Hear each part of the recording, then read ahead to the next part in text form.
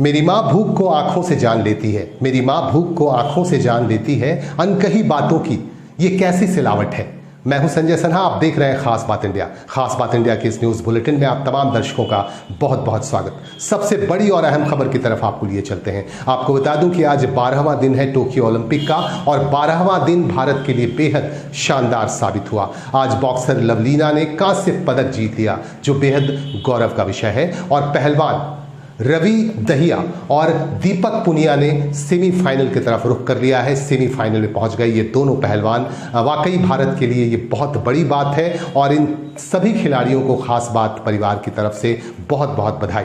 आइए आगे बढ़ते हैं एक और खबर की तरफ। आपको बता दें कि आज बर्नपुर के द बर्न स्टैंडर्ड कारखाने के मुख्य द्वार के सामने यहाँ के पूर्व कर्मचारियों की जो भूख हड़ताल चल रही है वो अभी भी जारी है। और आज के भूख हड़ताल में शामिल हुए आसनसोल म्युनिसिपल कॉर्पोरेशन के प्रशासनिक बोर्ड के सदस्य और जाने माने तृणमूल कांग्रेस के नेता अभिजीत घटक यहां पहुंचकर यहां के पूर्व कर्मचारियों से उन्होंने मुलाकात की। आपको बता दूं कि यहां बिजली और पानी की आपूर्ति वागन कॉलोनी में काट दी गई है, जिसकी वजह से वागन कॉलोनी में रहने वाले द बर्न स्टैंडर्ड कंपनी के कर्मचारी काफी परेशानी में है, उनके परिवार के लोग बेहद परेशानी में हैं। और इसके बाद यहाँ के लोगों ने, वागन कॉलोनी में रहने वाले लोगों ने भूख हड़ताल शुरू कर दी। भूख हड़ताल अभी भी जारी है और भूख हड़ताल वाले पूर्व कर्मचारियों को समर्थन देने पहुंच गए हैं आसनसोल म्युनिसिपल कॉर्पोरेशन के प्रशासनिक बोर्ड के सदस्य और तृणमूल कांग्रेस के नेता अभिजीत घटक, और साथ ही AIMIM के नेता दानिश अजीज भी यहां पहुंचे अपने साथियों के साथ। और यहां जो भूख आंदोलन में यहां रत हैं, भूख आंदोलन कर रहे हैं यहां के पूर्व कर्मचारी द बर्न स्टैंडर्ड कंपनी के, और इनके साथ इन्होंने सुर से सुर मिलाकर केंद्र सरकार के खिलाफ अपनी बातें कही। उन्होंने कहा कि इस तरह की असुविधा की वजह से यहाँ के लोगों को काफी परेशानी हो रही है। पानी चाहिए, पानी समस्या हल नहीं होगा। ऐसे हम लोग पानी में भीग के भूखे प्यासे रह के आंदोलन करेंगे, हम लोग बैठ के करेंगे। अगर आंदोलन होगा, आंदोलन में कोई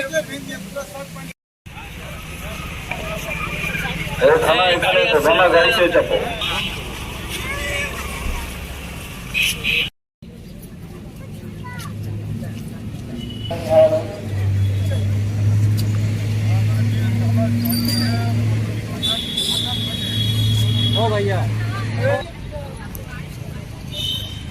এখানে আজকে যারা ধর্ণা দিচ্ছেন সেগুলো সবাই বার্ন স্ট্যান্ডার্ডে যারা কর্মরত, যারা এখানে আজকে যারা ধর্ণা দিচ্ছেন সেগুলো সবাই বার্ন স্ট্যান্ডার্ডে যারা কর্মরত, যারা বার্ন স্ট্যান্ডার্ডে এমপ্লয়ি, তাদের পরিবারের লোক আজকে এখানে ধর্ণায় বসেছেন। তারা এই কারণেই বসেছেন যে বিগত কয়েক মাস ধরে বার্ন স্ট্যান্ডার্ড কর্তৃপক্ষ এখানে পানীয় জল এবং বিদ্যুতের যে ব্যবস্থা ছিল কোয়ার্টারে সেগুলো বিচ্ছিন্ন করে দিচ্ছে, সেগুলো বন্ধ করে দিচ্ছে। আজকে তারা বলছেন যে রেল কর্তৃপক্ষ বন্ধ করেছে, রেল বলছে আমরা করিনি। এরকম একটা পরিস্থিতিতে আজকে এখানে মানুষরা অসহায় হয়ে গেছে। তাদের খাবার জল নেই, তাদের বিদ্যুৎ নেই, বাড়ি লাইন নেই, ছেলেমেয়েরা পড়াশোনা করতে পারছে না। এই করোনার পরিস্থিতিতে এই অমানবিক কাজ আজকে বার্ন স্ট্যান্ডার্ড কর্তৃপক্ষ বা রেল বা আজকে কেন্দ্রীয় সরকারের যারা রয়েছেন তারা আজকে এরকম একটা কাজ করেছেন যে মানুষের পানীয় জল তারা তাদের কাছ থেকে কেড়ে নিয়েছে। আজকে বিদ্যুৎ যাতে তাদের বাড়িতে আলো জ্বলে, সন্ধ্যের পর থেকে সেই সব ঘরগুলো অন্ধকার হয়ে গেছে। আজকে এই পরিস্থিতিতে আজকে এখানকার মানুষ যারা জীবনের পুরো সময়টা বার্ন স্ট্যান্ডার্ডের কারখানাকে দিয়ে দিয়েছে, যারা তাদের মূল্যবান জীবনের সময়টা বার্ন স্ট্যান্ডার্ডের জন্য কাজ করেছেন, তাদের এই অবস্থাতে আজকে বার্ন স্ট্যান্ডার্ড কর্তৃপক্ষ পৌঁছে দিয়েছে। এর তীব্র প্রতিবাদ আমরা করছি এবং আমরা কর্তৃপক্ষকে বলেছি এবং অনুরোধ করছি যে অবিলম্বে পানীয় জল এবং বিদ্যুতের ব্যবস্থা করা হয়।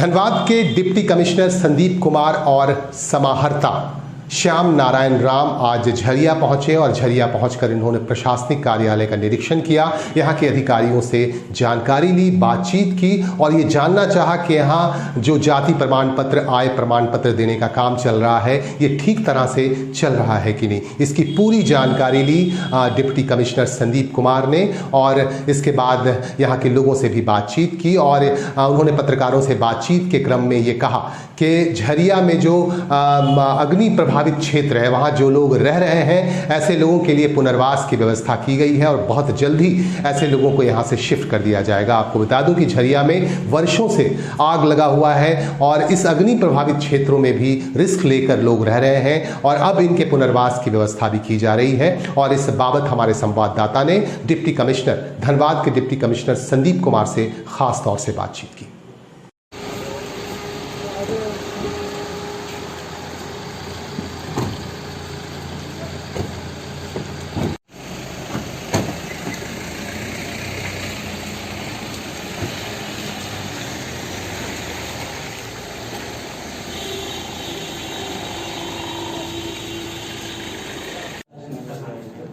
ये ऑफिस इंस्पेक्शन था झरिया अंचल कार्यालय का, जिसमें अंचल के जो अलग अलग कार्य हैं, विशेष रूप से रेवेन्यू संबंधी कार्य हैं उनकी समीक्षा, पेंशन कार्य है, पीडीएस संबंधी जो कार्यवाही होती है उससे संबंधित क्या अभी स्थिति है वर्तमान में, और जनरल पदाधिकारियों कर्मियों के जो अलग अलग कार्य आवंटित हैं उनके निष्पादन की क्या स्थिति है।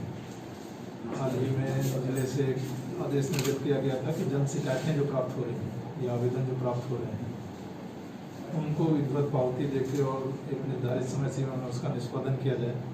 तो ये यहाँ ऑफिस इंस्पेक्शन में देखा गया कि उसका बहुत ठीक तरीके से पालन हो रहा है। जो भी शिकायत अभी प्राप्त हो रही हैं उसमें शिकायतकर्ता को भी समन्वय करके अभी लेखागार में या अगर जरूरत पड़ेगी तो बंदोबस्त कार्यालय से कागजात प्राप्त करके ये इंश्योर कराएं कि रैयतों को कोई कागज नहीं होने की वजह से जाति प्रमाण पत्र या अन्य जो आवश्यक सेवाएं हैं उससे वंचित नहीं। स्टेशनरी कार्यों के लिए भी जाति प्रमाण पत्र आवश्यकता है, उसके लिए तकलीफ परेशानी हो रहा है। वो दोनों चीज़ें चूँकि खतियान के बेसिस पर मेजॉरिटी जो जाति प्रमाण पत्र बनते हैं, लेकिन उसके अलावा भी कार्मिक विभाग झारखंड सरकार का स्पष्ट निर्देश है कि जिन मामलों में अगर कोई कागजात नहीं भी हैं तो फील्ड जाँच करके एक निर्धारित प्रक्रिया है जिसके तहत जाति प्रमाण पत्र बनने हैं, उसका भी निर्देश अंचल अधिकारी को दिया गया है। रानीगंज में आसनसोल म्युनिसिपल कॉर्पोरेशन बोरो 2 कार्यालय को आज एक ज्ञापन सौंपा गया मार्क्सवादी कम्युनिस्ट पार्टी की तरफ से, जिसकी अगुवाई कर रहे थे रुनु दत्ता जो पूर्व विधायक हैं रानीगंज के और उनके साथ उनके सहयोगी भी थे। सहयोगी नेताओं की उपस्थिति में ज्ञापन सौंपा गया आसनसोल म्युनिसिपल कॉर्पोरेशन प्रशासनिक बोर्ड के सदस्य पूर्ण शशि राय को, जो बोरो 2 के प्रभारी भी हैं। उन्हें ज्ञापन सौंपते हुए ये मांग की गई कि सबके लिए वैक्सीन की व्यवस्था की जाए, मुफ्त वैक्सीन की व्यवस्था की जाए और शुद्ध पानी की व्यवस्था की जाए और सड़कों के मरम्मत को लेकर भी बातचीत की गई। ये अनुरोध किया गया कि सड़कों की मरम्मत बेहद जरूरी है क्योंकि रानीगंज इलाके की सड़कें बहुत ही खराब हालत में हैं। और इस पर हमारे संवाददाता ने रुनु दत्ता से बातचीत की और फिर इसके बाद हमारे संवाददाता ने प्रतिक्रिया ली आसनसोल म्युनिसिपल कॉर्पोरेशन के प्रशासनिक बोर्ड के सदस्य पूर्ण शशि राय से।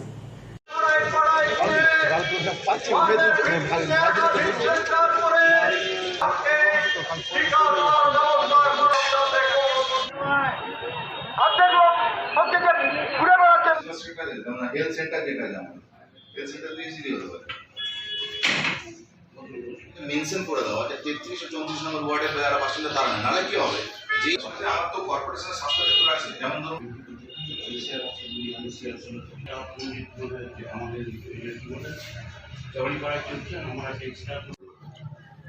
যেসব বিষয়গুলি নিয়ে ওনারা আজকে আমার কাছে এসেছিলেন সেগুলি আমরা কিছু কাজের টেন্ডার করে দিয়েছি। যেমন 3টে রাস্তার টেন্ডার আমরা অলরেডি করে দিয়েছি, যেটা শিয়ারসোলের গ্রামের রাস্তা, আপনার ওই স্কুল পাড়ার রাস্তা আর কাশীপুর ডাঙ্গা রাস্তা, এগুলো আমরা টেন্ডার করে দিয়েছি। এই বর্ষার জন্য অতি বর্ষার জন্য আমরা ওয়ার্ক অর্ডার করিনি, বর্ষাটা পার হলে আমরা ওয়ার্ক অর্ডার দিয়ে কাজ শুরু করে দেবো।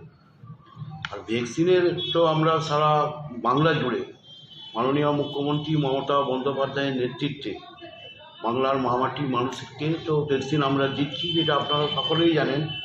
আমি যারা ডেপুটেশনে এসেছিলেন প্রাক্তন বিধায়ক ওনাকেও বললাম যে কেন্দ্রের যে ভ্যাকসিন দেওয়ার কথা আমাদের রাজ্যকে, যেখানে তাদের রাজ্যে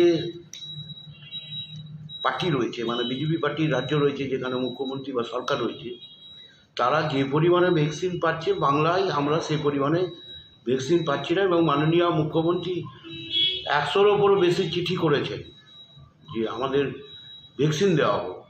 উনি সরকারি অর্থ ব্যয় করে ভ্যাকসিন কিনে মানুষকে দিচ্ছে। আমরা রানীগঞ্জে যে সেন্টারগুলো ভ্যাকসিন চালাই, আমরা আরও 5খানা জায়গায় 4টে বেশ কিছু নাগরিক ভেতরে তারা এসছেন।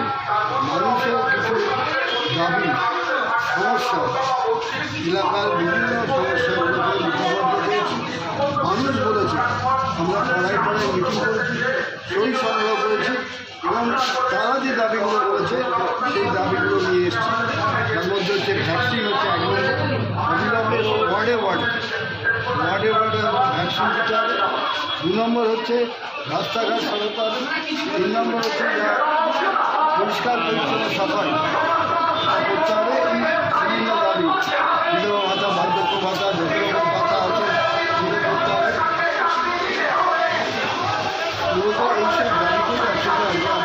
তার সঙ্গে হচ্ছে বাইপাস আছে।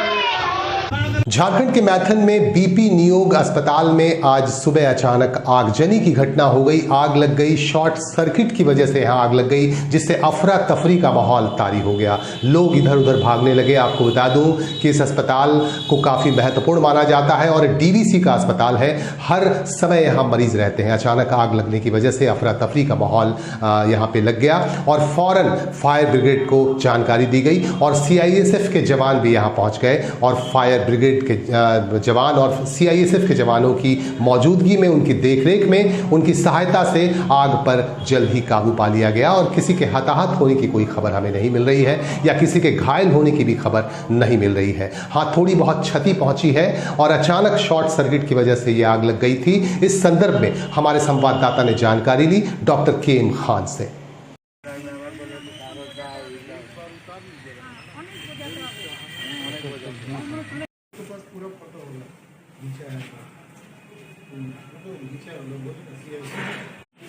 सर दिखाइए हाथ तो किधर?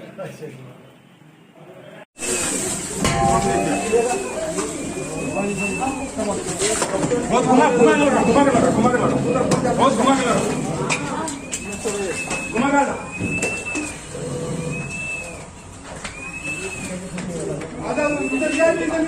কি কালো ধোঁয়া বেরোচ্ছে, বাপ রে বাপ।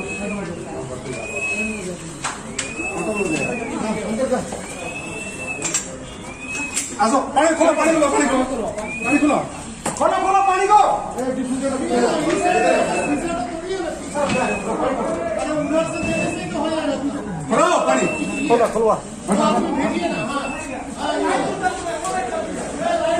ओपीडी जो कॉमन ओपीडी ब्लॉक है उसमें AC के द्वारा शॉर्ट सर्किट होने के कारण वहाँ के आसपास की जगह में आगजनी हुई और हमारे जो उस वक्त वहाँ पे एम्प्लॉय थे ऑफिस के, उन्होंने तत्परता दिखाते हुए बाहर से जाकर खिड़की को खोला और हमारे फायर स्टेशन में खबर किया। वहाँ से फायर विंग ऑफ CISF जो है वो बहुत तत्परता के साथ आई और आग बुझाने का काम किया और आग बुझने के बाद से वहाँ पे जो देखा जा सकता है कि वहाँ पे दीवार वगैरह में पूरा काला। झारखंड से हमारे पास अगली खबर। मुगमा एरिया के खुदिया कोलियरी को फिर से खोले जाने को लेकर यहां के लोगों में काफी खुशी देखी जा रही है। आपको बता दूं कि यहां एक जल प्लावन की घटना हो गई थी खदान में, जिसकी वजह से 2 मजदूरों की मौत हो गई थी और उसके बाद से प्रोडक्शन बंद कर दिया गया था। ये खदान बंद हो गया था, लेकिन आज से फिर ये खदान शुरू हो गया है और यहाँ के जनरल मैनेजर BC सिंह की देखरेख में आज उद्घाटन किया गया फिर से और खदान चालू किया गया और यहाँ श्रमिक आंदोलन से जुड़े हुए नेता भी मौजूद थे। इन सभी नेताओं और अधिकारियों की मौजूदगी में आज से यहाँ प्रोडक्शन शुरू हो गया और खुदिया कोलियरी फिर से चालू हो गया, जिससे यहाँ के लोगों में, अधिकारियों में काफ़ी खुशी देखी जा रही है। और इस संदर्भ में हमारे संवाददाता ने बात की BC सिंह से, जनरल मैनेजर मुगमा एरिया।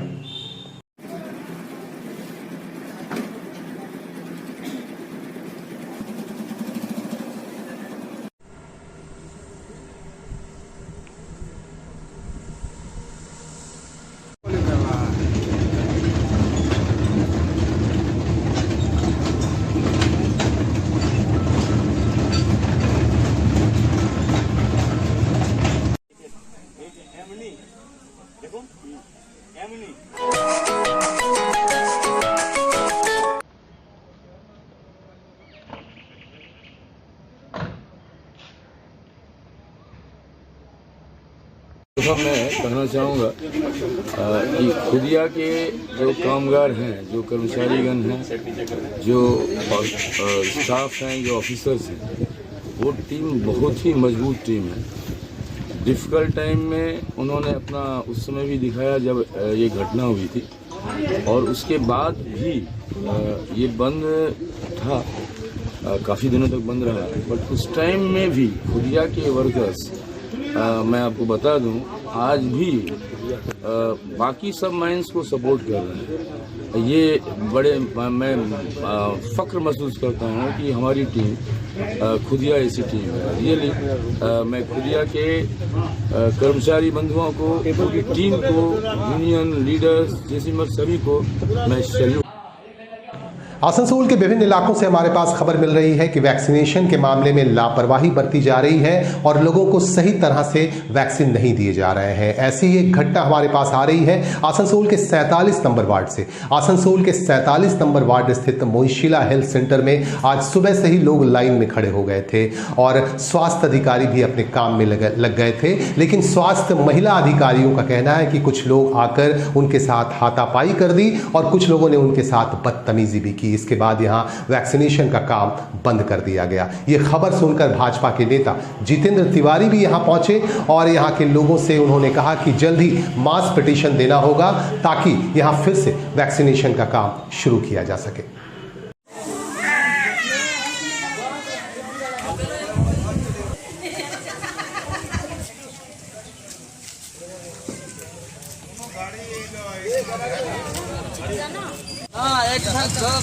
পরিবার সব বন্ধ নেই ভাই, পরিবারটা সব বন্ধ নেই কেন, যেহেতু রোড চলে কি কারণে গেল এটা।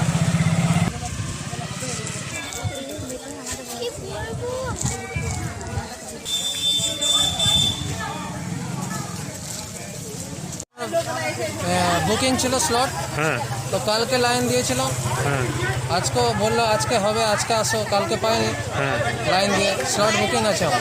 দিয়ে এখন কি বললো? এখন বললো যে এইটা চলে গেছে ননী গোপালে, ওখানে শুনছি 700টা লাইন, 300টা ভ্যাকসিন। আচ্ছা, দিয়ে আপনার কি হবে ওখানে, কি হবে না কিছু বললো? এখন দেখি, কোনো নিশ্চয়তা নাই।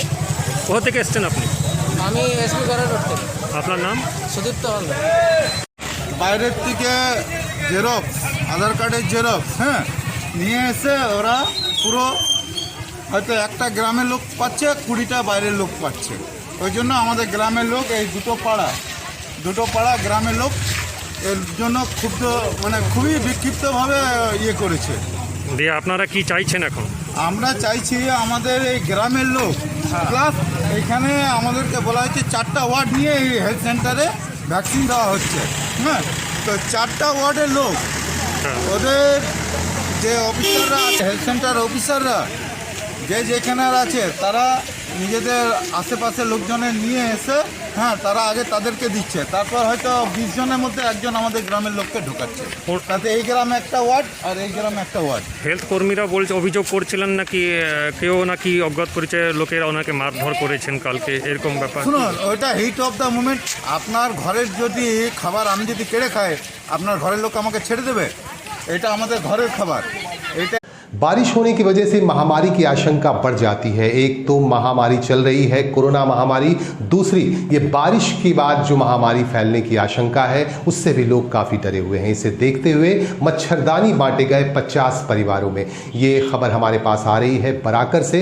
बराकर में बीसीसीएल एरिया 12 में रहने वाले 50 परिवारों को मच्छरदानी दिए गए दृष्टि नामक समाज सेवी संस्था की तरफ से। मैडम इधर फोटो को नहीं निसी नाम तो बोला मैडम लोग पीछे रहे। पीछे सोना ठाकुर, चलिए सोना ठाकुर आप चलिए। नीचे बोर्ड से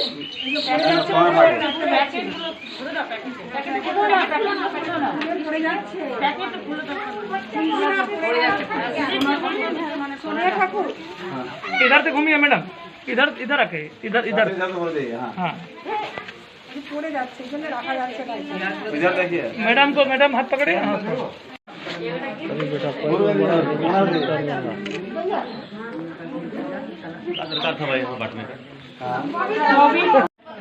आज जो आप लोग प्रोग्राम किए हैं किस फंड के योजना के तहत ये किया गया है? আমরা কোল ইন্ডিয়া মানে বিসিসিএল এর লেডিস ক্লাবের তরফ থেকে মানে আমাদের সিভি এরিয়ার মহিলা ক্লাব আছে দৃষ্টি মহিলা ক্লাবের তরফ থেকে আমরা এই সোশ্যাল ওয়ার্ক প্রোগ্রামটা করলাম। क्या वितरण किया आप लोग? कितना पीस था वो? 50 पीस था। 10 पीस था। ये क्या CSR फंड की तरफ से ये योजना दिया जा रहा है क्या? हाँ, हम लोग ये फंड की तरफ से दिए हैं और महिला क्लब की तरफ से। अच्छा, आप लोग इस कोरोना काल में आप लोग को CSR फंड से कुछ और भी योगदान देना चाहिए जो इस स्थिति पे अभी हम लोग देते हैं ना, हम लोग सैनिटाइजर मास्क वो भी दिए। ये